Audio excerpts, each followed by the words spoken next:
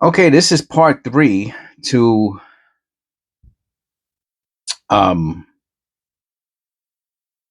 review of the previously searched non-penny denominations, and we did the nickels, then we did the dimes, and now we're doing the quarters. And we got 4 quarters to review in part 3 today. And so let's get busy, y'all. Busy, y'all. All right. The other 2 seem obvious what they are. I don't even remember. I don't know what it is. So I've heard people say the only, not the only, but yeah, that it has to for a coin to be bagged.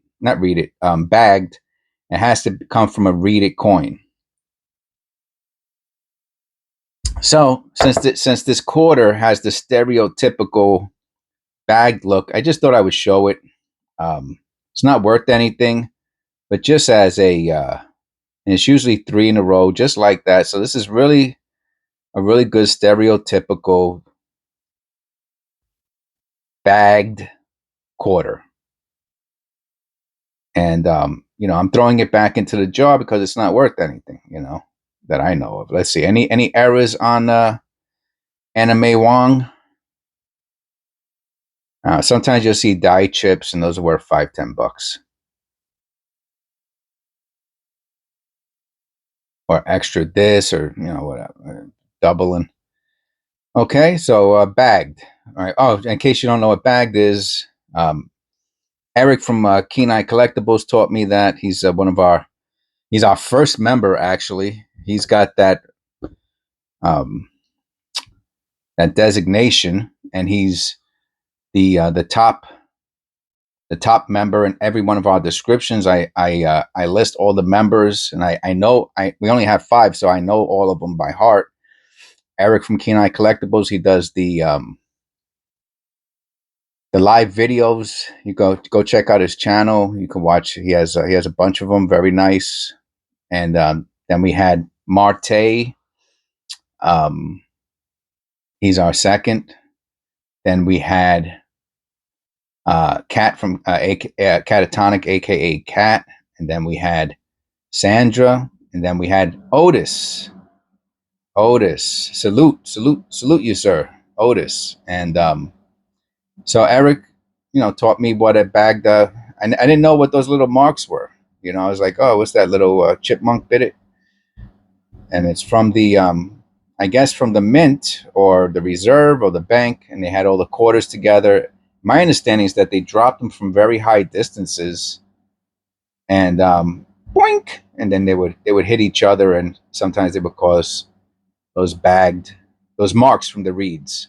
Okay, that's that. I'm going to put that right back into the jar, back into the search change jar. I just wanted to show you that.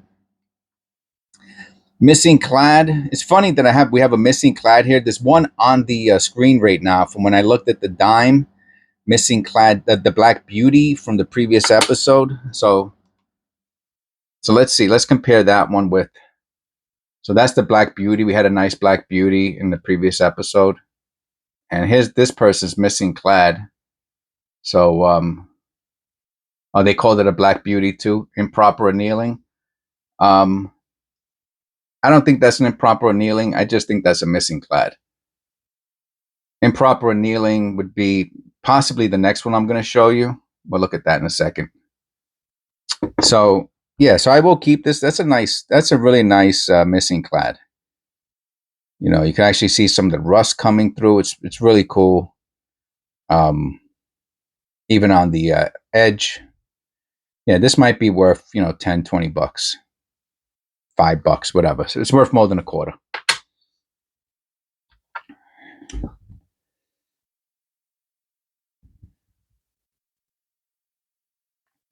I guess this is also missing clad. But there's some colors in it, and that's what made me think about the annealing, because there's some toning to it. So, and it's a state quarter, which, what was the other one? I don't remember what the back of the other one was. Yeah, okay, just a regular quarter. What year? 86. So a state quarter, the one that's up there is a 95. This is a 2000. I don't know if the 95 is a state quarter or not. Oh, this one has some blue in it. This is really, see, this might be a annealing because of the colors.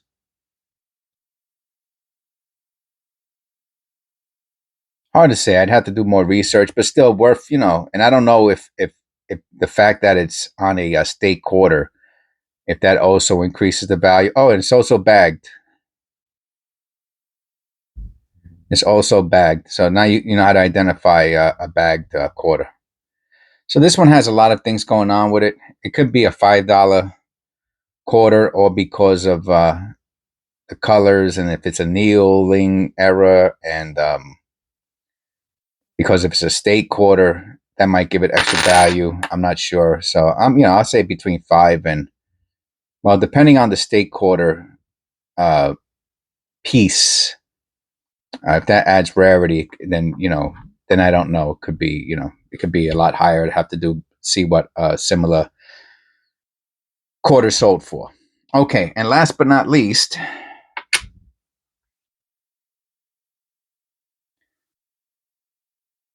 this one I actually had to write on both sides because there were several things going on. Okay, so we're going to start with the, you know what? Let me see, 6 minutes. I'm going to let you look at this quarter real quick. Try to figure out where the errors are, the errors you see, and then I'm going to come back to, we're going to do a specific, I don't want people, if anybody already checked out of the video, I'm going to feel bad that they missed really the highlight of the whole the 3-part series that I'm going to make into a 4-part series. So I'm going to let you look at this. You're ready. If you really saw the paper, you can use it as a cheat sheet. And then we're going to come back in part 4, and we're going to look at the various errors. There's 4 errors that I'm able to identify on this quarter, and maybe we'll talk about at the end what the value is, potential value or asking price for something like this quarter. Okay, I'll see you in part 4.